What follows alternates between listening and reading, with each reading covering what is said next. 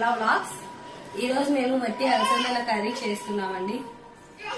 వట్టి అలసందల కర్రీకి కావాల్సినవి వట్టి అలసందలు మనం నైట్ కానీ 3 hours ముందు కానీ దీనిని నానబెట్టుకుంటే ఇట్లా కర్రీకి మనకు తయారైతే మనకి ఇప్పుడు వట్టి అలసందల కర్రీ మసాలాకు కావాల్సినవి కొబ్బెర, తెల్లవాయి, అల్లం, పసుపు, ధనియాల పొడి, కారం పొడి. మసాలాకి ఇప్పుడు మనం కొబ్బెర, అల్లం, తెల్లవాయి, పసుపు, ధనియాల పొడి, కారం పొడి. ఇంకా మనం కర్రీలో ఏ మసాలా వేసుకోకుండా కారం పొడి ఎందుకు మనం మిక్సీకి పేస్ట్ చేసుకుని ఇదే మసాలా తీసుకుని కర్రీకి వేసుకుంటాం. కొత్తిమీర కూడా వేసుకుంటే కొంచెం కర్రీకి ఫ్లేవర్ యాడ్ అవుతుంది. మసాలాలో కొత్తిమీర వేసుకొని కొట్టుకోవాలి. కర్రీకి కావాల్సినవి పోపు దినుసులు, కరివేపాకు, ఎండుమిరపకాయ, ఎర్రగడ్డ, టమోటా. ఫస్ట్ గా మనం స్టవ్ ఆన్ చేసుకుని కుక్కర్ తీసుకోవాలి. కుక్కర్లో అయితే మనకి బాగా అవి ఉడుకుతాయి. ఫస్ట్ గా కర్రీకి తగినంత ఆయిల్ వేసుకోవాలి.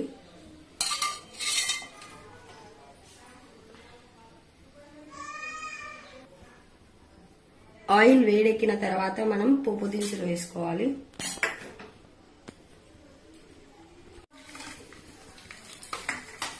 పొట్టి మిరపకాయలు, కరివేపాకు,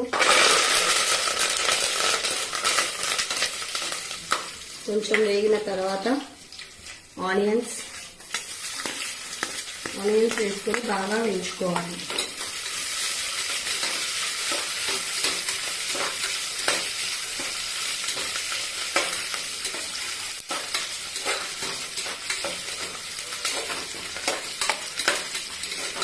ఎర్రగడ్డలు ఇలా బాగా ఎర్రగా వేగిన తర్వాత కర్రీకి తగిన టమాటాలు వేసుకోవాలి.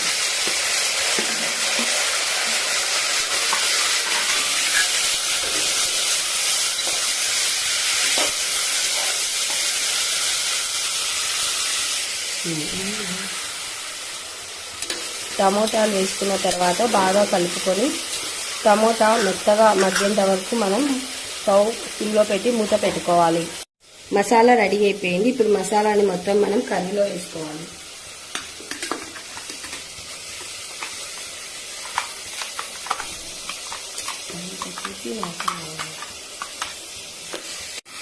మసాలా అంతా వేసుకున్న తర్వాత మసాలాని బాగా వేగనివ్వాలి. ఆయిల్ పైకి వచ్చేంత వరకు.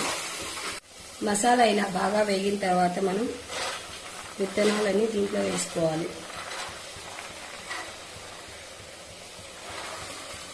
అలసందలన్నీ వేసుకున్న తర్వాత మనం బాగా కలుపుకోవాలి. బాగా కలుపుకొని మసాలా వీటికి పట్టేంత వరకు కొద్దిసేపు మనం బాగా కలుపుకొని మగ్గనివ్వాలి. మూత పెట్టుకొని కర్రీకి తగినన్ని వాటర్ వేసుకోవాలి. మనం ఎంత కర్రీ చేసుకుంటామో ఆ క్వాంటిటీ వాటర్ తీసుకోవాలి.